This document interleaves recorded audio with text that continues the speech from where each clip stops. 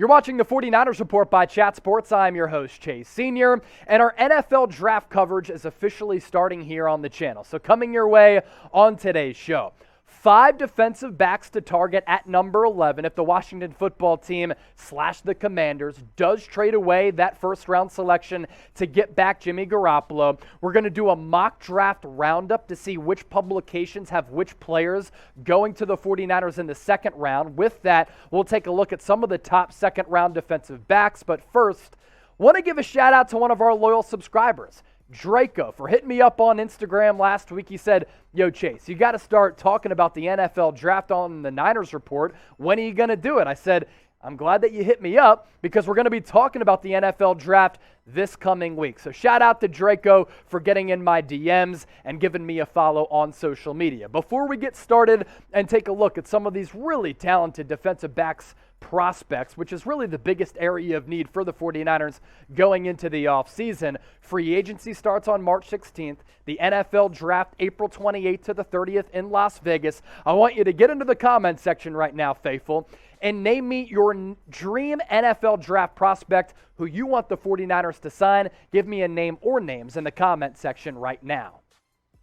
As far as the draft picks that the Niners have at their disposal going into April's draft, they do not have a first-round pick. They traded that away to the Miami Dolphins in order to move up to select Trey Lance at number 3 last year. They do have a second-round selection, 61st overall. They have a third-round pick as well. It's that compensatory pick coming back from the Dolphins because they hired Mike McDaniel as their next head coach to take over for Brian Flores. They have a round 4 pick at 132, one round 5 pick at 171st overall, followed by a selection in round 6 at 185, coming to San Francisco via the Denver Broncos, then 3 seventh-round selections at 252, 255, and 262. As we've seen, John Lynch, Kyle Shanahan, and this front office, they've done a really good job of identifying players late in the draft. Elijah Mitchell, 6th round. Talanoa Hufanga,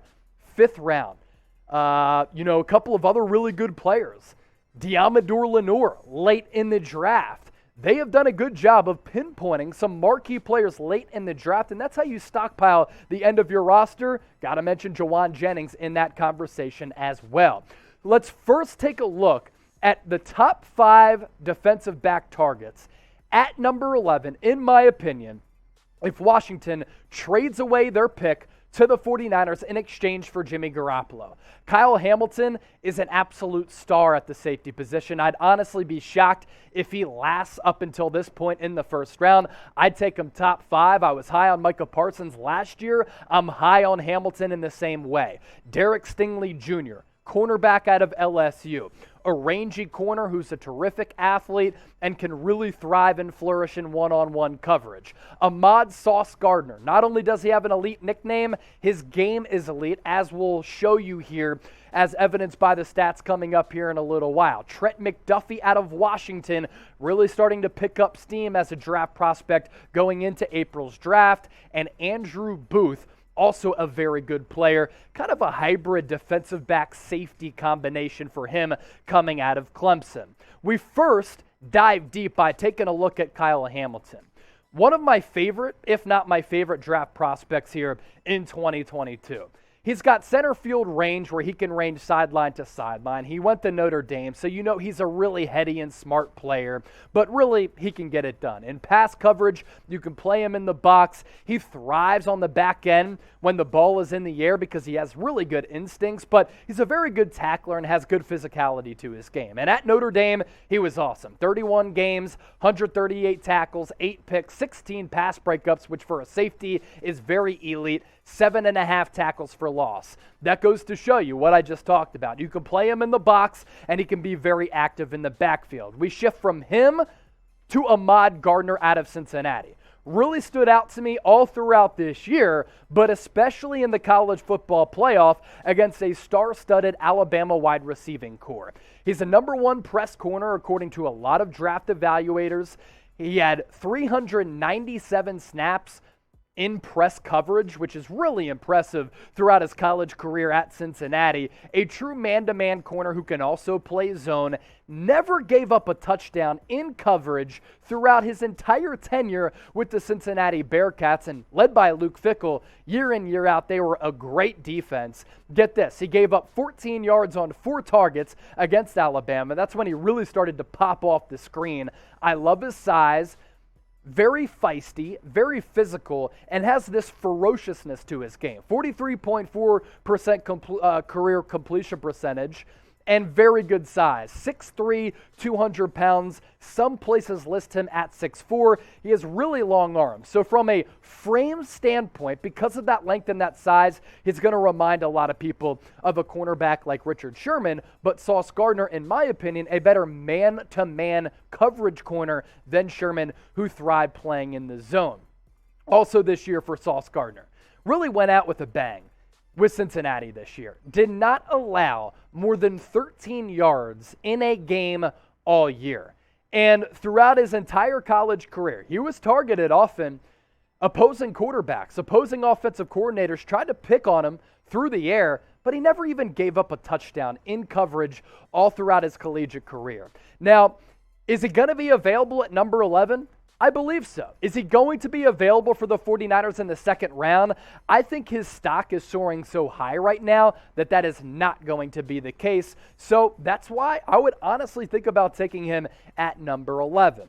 If you're excited for the NFL draft, to see where these prospects go, to see who the Niners select, and you're excited for our coverage of the NFL draft here at Chat Sports and on the 49ers Report, I want you to get into the comment section and show us how pumped up you are. Just type me in the comment section if you're all juiced up. Also, I am employed by Chat Sports. I am not employed by the 49ers Report. The 49ers Report is just under the Chat Sports umbrella, as we have around 30 channels here under the Chat Sports umbrella. And on our main Chat Sports YouTube channel, we just surpassed 280,000 subscribers. Make sure you subscribe. We're going to be going live throughout NFL free agency, the NFL draft, the most watched NFL draft coverage on YouTube year in, year out. So you see that link down below? Head there, youtube.com/chatsportstv, and show my employer, the place that pays me to do what I'm doing here on the 49ers Report, some love.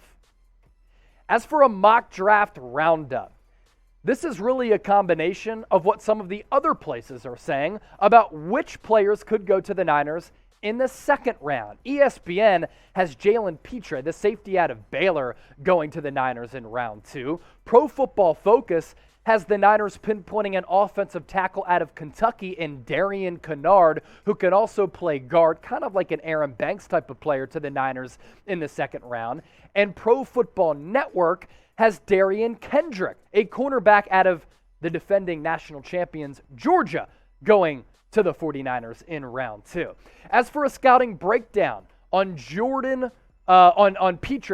from Jordan Reed of ESPN, he's been doing a lot of draft coverage as a new hire for ESPN, in addition to Todd McShay, as well as Mel Kiper. He said this about Pitre: "He really impressed me at the Senior Bowl, and he was one of the biggest risers from the event.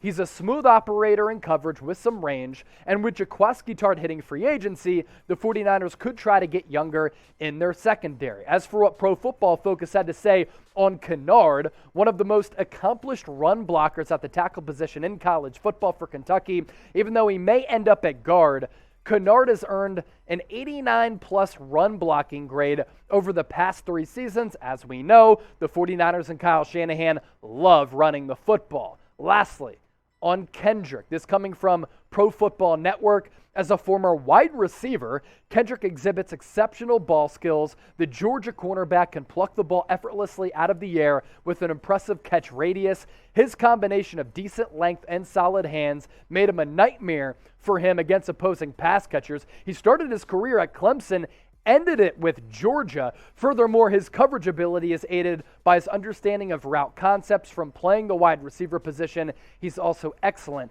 at tracking the ball in the air. And for any defensive back, it's one of the most important qualities for me. Of course, you have to be able to do well in coverage, and you have to have good technique. But if you're a cornerback, safety, corner, whatever, if you're in the defensive backfield and you have no ball skills, and you're not able to really track the ball, or you don't know when to turn around, you can't really succeed in today's NFL because you're going to get whistled for all those penalties, and you're going to continue to get targeted and thrashed in that back end. So those are some draft targets for the 49ers, either in round 1 if they move up, or in round 2 if they stay put. I want to ask you this too, because hey, I love hearing from you in the comment section, and I go back to see what all of you say. Which position do you want the Niners to target the most in April's NFL draft? You let me know in the comment section, and if it's more than one position, that's cool. You just let me know.